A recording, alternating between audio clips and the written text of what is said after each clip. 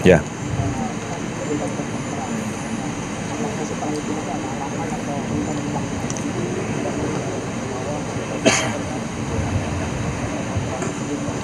Ya, artinya kan TNI di kampus itu kan itu masalahnya hanya dibesar-besarkan aja. Sebenarnya tidak ada permasalahan antara TNI dengan teman-teman mahasiswa di kampus. Gak ada. Dari dulu kerjasama itu selalu ada, gitu ya.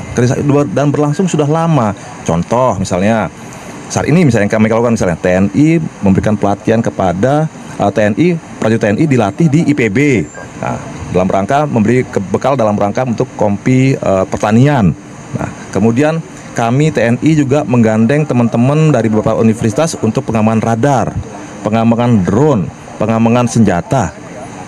Terus masalahnya di mana gitu. Kemudian kita juga diminta, ingat ya, kami diminta untuk melatih misalnya bela negara, wawasan kebangsaan. Yang minta siapa? Kampus, tidak ujuk-ujuk TNI masuk ke sana.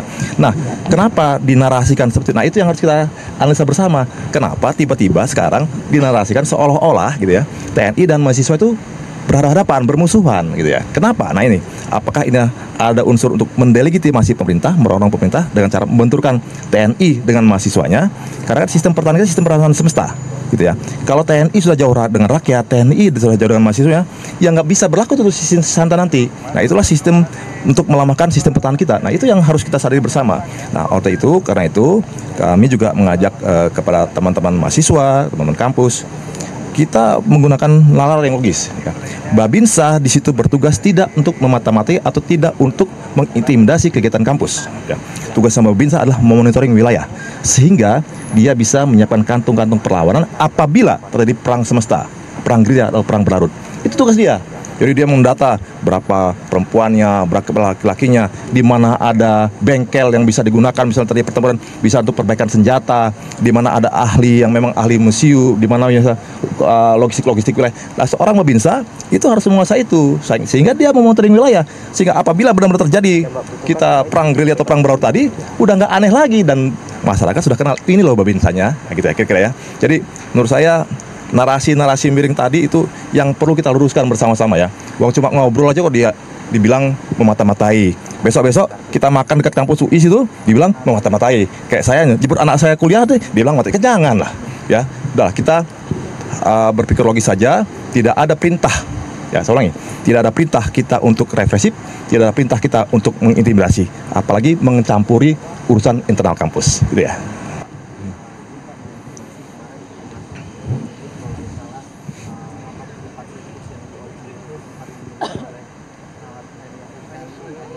Yang mana dia?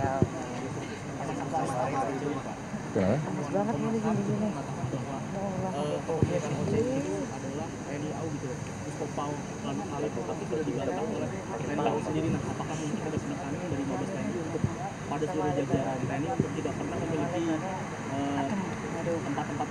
Untuk masalah itu kami belum mendalami ya, kami juga belum menanya tentang itu. Nanti mungkin lebih detailnya tak bisa ditanya ke Dispen AU ya tentang apakah emang keterkaitan dengan TNI atau bukan, gitu ya. Kalau saat ini saya sendiri belum pernah menerima instruksi untuk tentang itu, membaca tentang itu, gitu ya. Tapi kalau TNI AU sudah membaca tidak pernah memiliki POCI itu. Nah sudah, itu aja patokannya. Ya udah, kalau TNI AU sudah menyatakan demikian, ikuti aja, gitu ya. Gitu kan dari TNI kan yang lebih tahu tentang detailnya TNI AU yang punya, gitu ya.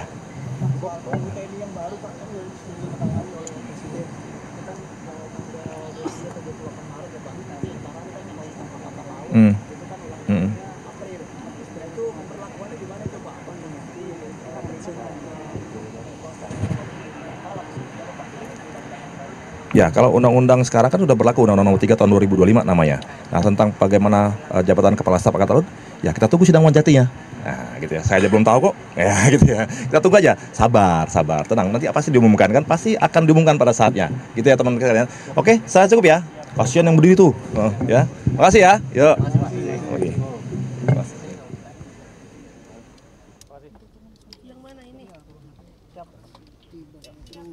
Agak-agak mundur ya? Regi dan Mas Noprian. Siap.